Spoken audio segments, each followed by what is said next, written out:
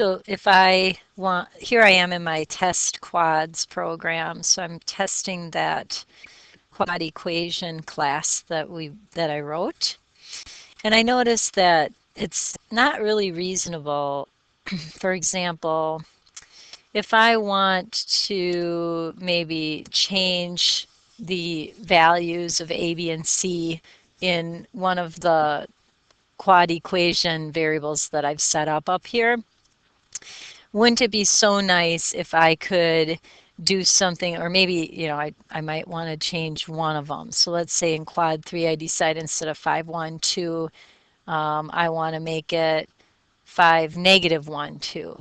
Wouldn't it be nice to be able to change ABC? Like, it'd be so awesome to have something that I could change all three, A, B, and C, just like that if I wanted to. But currently, there is no change ABC method over here. So I can simply add that method if I want to by going down to the bottom of my methods here, and I'll write the method. I'll make it public. It's not going to return anything, so I'll make it void because there's nothing to return. I just want to change the values of A, B, and C, and I decided to call it change ABC.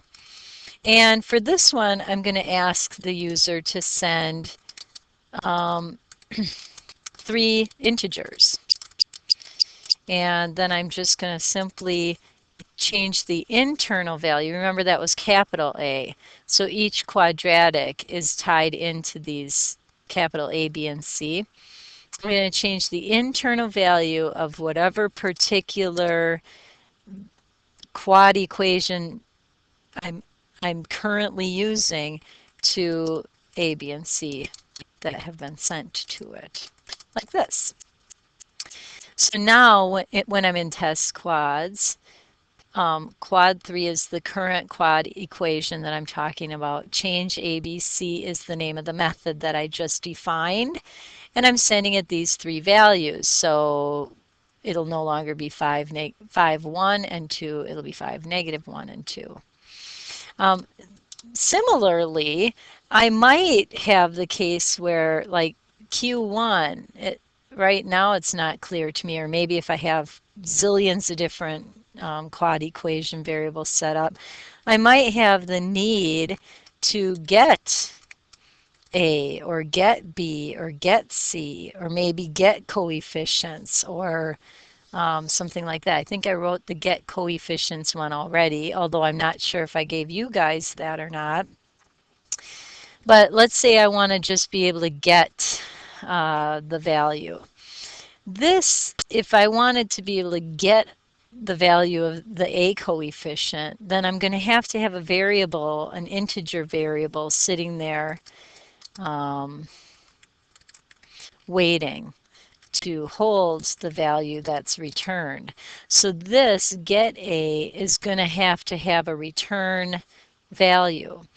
Q3 is the quad equation that I'm using, so that's the current quad equation that it's going to be basing the coefficients on. So I'm not going to have to send it any further information. So I would want open parameters. So I see a need for something like that. So I go over here, and again, just go down here. This is going to be public. It's going to return an integer, so it's going to be int, and I'll call it get A. This doesn't take any parameters, so there's an open parameter list. And all that's going to do is it's going to return the A value of that whatever quad equation method sent it. So let's compile this, make sure I haven't made any errors. That looks good. Now I'll go back here and we can do a system out print line.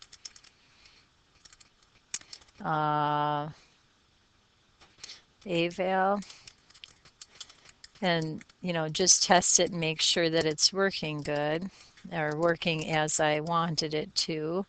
And then if you want, you could also write or do a toString, and let's take Q3 and put that to a string and see what happens. Now I'm just going to go back over to quad equation and make sure that the two-string method has a capital T because I can't remember. Yeah, this is the one that returns a string and nothing is sent to it. It's a blank parameter list. So it's got a capital T and a capital S. So I did that right. And now compile it, run it, and I see what came out. I'm not using any fancy J-option panes, but that's okay. Is this stuff up here first comes out. And notice the A val is 5, so it returned the A val of the Q3 variable, quad equation. And the solutions to that would be 1/10 plus or minus this big thing I. I didn't do a very nice job with the formatting, but I'm sure you'll do better. See ya.